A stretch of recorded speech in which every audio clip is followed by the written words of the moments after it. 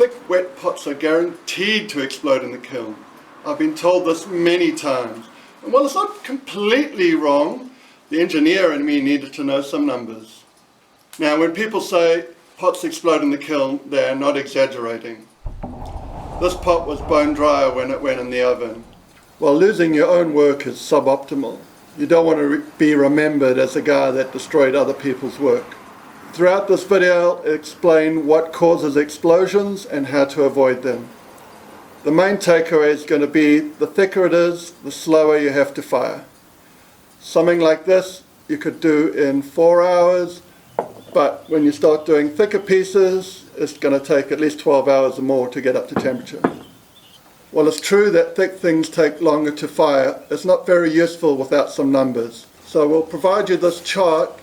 Along the vertical we've got the temperature in Celsius and Fahrenheit. Along the bottom we've got the time in hours. We've got profiles, suggestions for 15 millimeters thick, 30 and 45 millimeters thick. Now, to understand how to avoid rapid, unscheduled disassembly of your pot food. Now, before the study of explosions gets too complicated, why don't we have a quick break and have some popcorn. Now, inside this shell is a combination of starch, oil and water. By heating up the water inside, we can turn it into steam. Now, steam takes up 1,000 times more space than water. And like all things getting bigger inside small spaces, that steam wants to get out. Now, if we do it fast enough, the pressure builds up inside the kernel before it explodes out, creating a fluffy treat. But if we go too slowly, the steam leaks out, leaving behind cracked kernels like these that are hard to enjoy.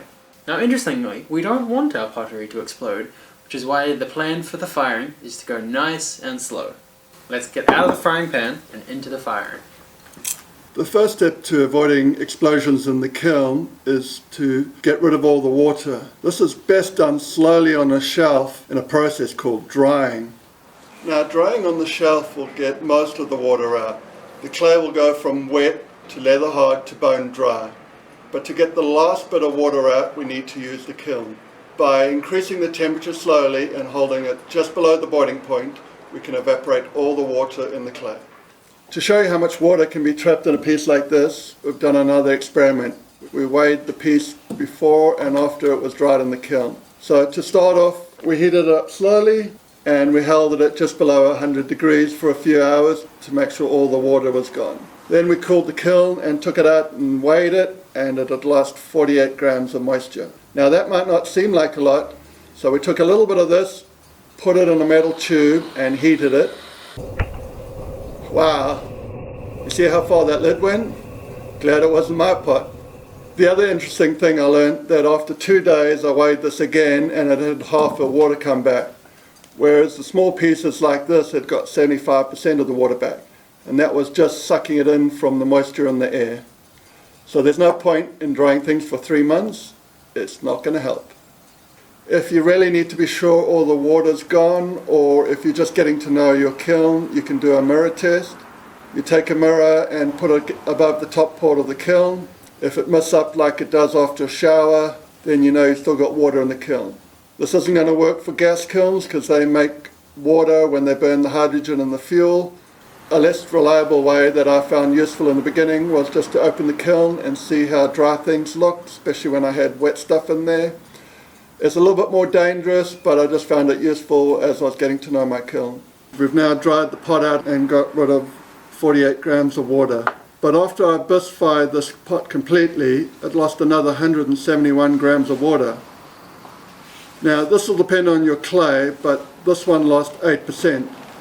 Now I had a look in the kiln and it's not there, so it's obviously gone up as a gas. Now every time I've heard an explosion in the kiln after 100 degrees, it's been when I've been ramping up past 200. At 230, carbon starts to break down and form gases. These gases need to get out of the clay slowly so it doesn't explode. Normally I hold at 200 for an hour or two to make sure that the heat soaks all the way in. If we ramp up too quickly, the outside of the pot will get very hot while the inside will be cold, and this can lead to explosions. While it's hard for us to show you what's going on inside the clay when we heat it, we can demonstrate this with a piece of New Zealand butter. Yes. On one side we have a heat source which represents the kiln, and the butter represents your pot.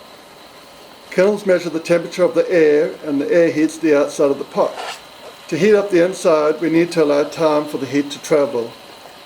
Despite the fact that the flame is hot, the other end of the butter is cold. Clay is a bad conductor of heat, so we need to leave enough time for it to soak in.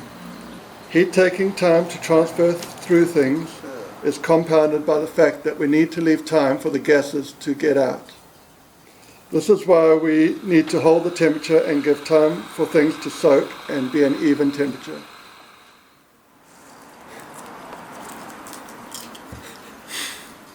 Now, once we've got rid of the water and the carbon, the real job of turning your clay into ceramics begins.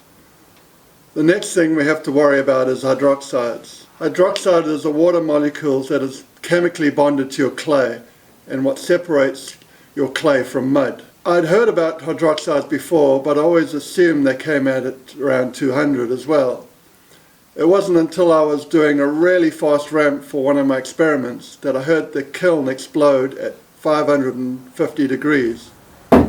When I did some research, I found that from 500 degrees is when hydroxide starts to break down and come out. In a regular firing, this isn't normally a problem, as long as you keep to reasonable rates of temperature increase. By now I hope you understand that what causes explosions is heating up the pots faster than the gases can get out. The thicker the pot is, the more gases you've got to get rid of, the slower you've got to go. But I also want you to know there's a lot of advantages to going thin.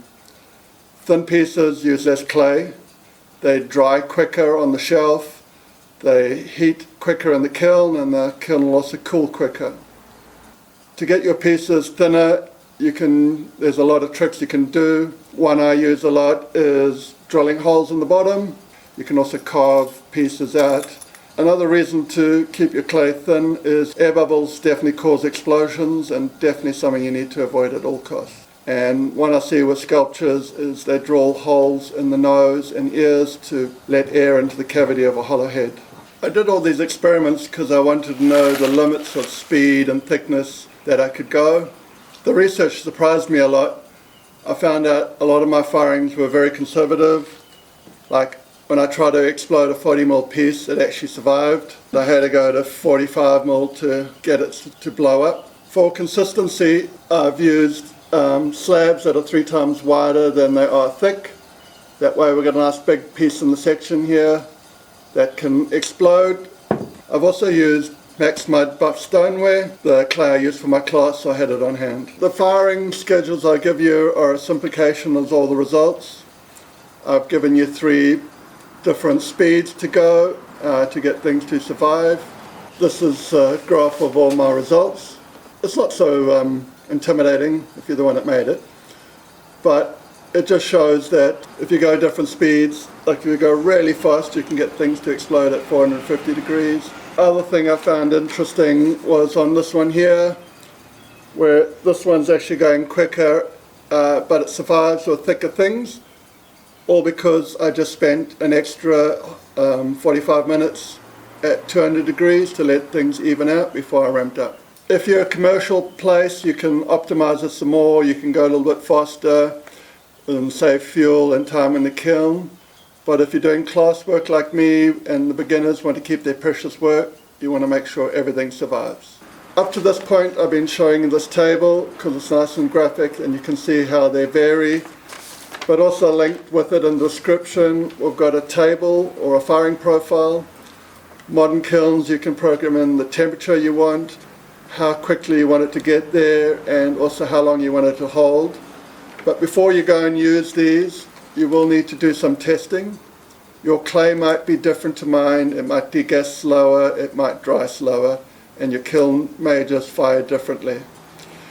What I recommend is you put a few thick pieces in the kiln, and you put a few thicker pieces than you think you'll need, and that way you can see what explodes and how close you are to the limit. This is the one time I'm going to tell you to do your own research. If you don't have your own kiln or control over the firing schedules, talk to the kiln technician, find out what they see survive, how thick they've seen pieces go, You can ask them what their profiles are and then compare them to the ones I've got. If you've got any comments, please leave them below. And what I really need from you is some more examples of things that this engineer can test and put some numbers to for you.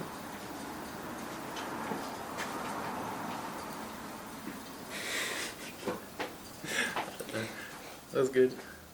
I've wanted the same thing I did last time.